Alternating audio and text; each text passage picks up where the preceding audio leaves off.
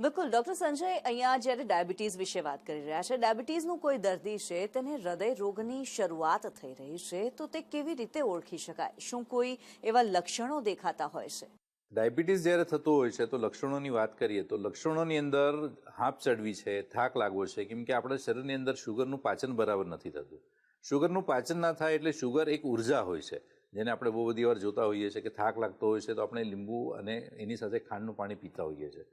એટલે આપણે ઇન્સ્ટન્ટ ઉર્જા આપવાનું કામ કરતું હોય છે ખાંડ. હવે જ્યારે ખાંડ શરીર પચાવી નથી શકતું, એનો અર્થ ઉર્જાનું રૂપાંતર પણ બરાબર થતું નથી. શુગરની જે ઉર્જા છે એ ઉર્જાની અંદર રૂપાંતર નહીં થવાના લીધે કોષ જે છે એમનું પોષણ પણ ના થાય.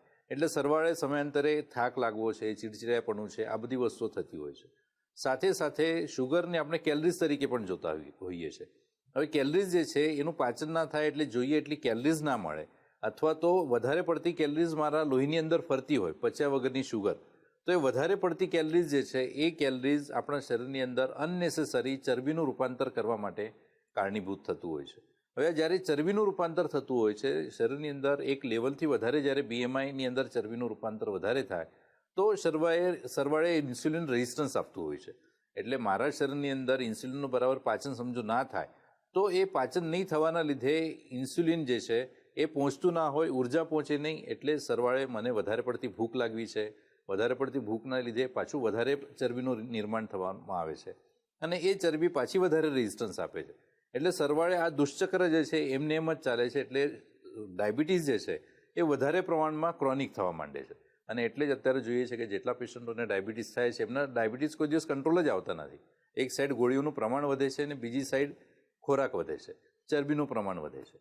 એટલે ચોક્કસપણે હું કહીશ કે શરીરની અંદર યોગ્ય કેલરીનું પાચન અને મેનેજમેન્ટ જ્યારે ખોરવાય છે ત્યારે ચરબી પણ વધે છે. એવી જ રીતના લોહીની અંદર ચરબી વધે છે અને જેનું માપ છે આપણે લિપિડ પ્રોફાઇલ કહીએ. કોલેસ્ટ્રોલ જે ટેસ્ટ છે, કોલેસ્ટ્રોલ ટેસ્ટ આપણે એક્ઝેક્ટલી ઇન્ડિકેટ કરે છે કે આપણા શરીરની અંદર એલડીએલ બેડ કોલેસ્ટ્રોલ જે છે એ કેટલા પ્રમાણમાં વધારે છે.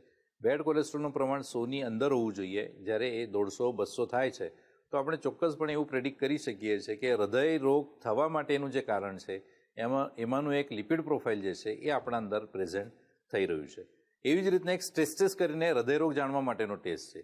સ્ટ્રેસ ટેસ્ટ એટલે એક મશીન ઉપર આપણે જ્યારે ચાલીએ છીએ 15 મિનિટ, તો એ દરમિયાન આપણા હૃદયનો રિસ્પોન્સ કેવો છે, કેમ કે એની ઊંચાઈ ધીમે ધીમે વધે છે, એની સ્પીડ ધીમે ધીમે વધે છે. તો એવા સમયે જ્યારે શરીરની અંદર ઓક્સિજનનું અને લોહીનું પ્રમાણ ડિમાન્ડ વધી જાય હૃદયની, અને એ ડિમાન્ડ સમજો પૂરું ના થાય સપ્લાયની અંદર, તો એવું પ્રેડિક્ટ આપણે કરી શકીએ કે આપણા હૃદય ઉપર લોડ આવવાના લીધે ઇસ્ચેમિયા ડેવલપ થાય છે અને હૃદયરોગ હુમલો થવાનો ચાન્સ આપણા શરીરની અંદર વધારે છે. એવી જ રીતના બ્લડ પ્રેશર જે છે એ પણ એક કારણ હોઈ શકે છે હૃદયરોગ માટેનું. એટલે એવું કહી શકાય કે જ્યારે આપણે ડાયાબિટીસ થતું હોય છે અને એ વખતે આપણા લિપિડ પ્રોફાઇલ જે છે, કોલેસ્ટ્રોલનું પ્રમાણ ઊંચું નીચું થાય, સમજો બ્લડ પ્રેશરનું પ્રમાણ ઊંચું નીચું થતું હોય છે, અથવા તો સ્ટ્રેસીસ આપણે જ્યારે કરીએ છીએ અને ત્યારે ડિમાન્ડ સપ્લાયનો મિસમેચ થવાના લીધે ઓક્સિજનનું પ્રમાણ ગેઇનિંગ કેપેસિટી હૃદયની ઓછી થાય, જેના લીધે એવું કહી શકાય કે હૃદય જે છે આપણે ક્યાંક ને ક્યાંક જોખમમાં મૂકેલું કહેવાય.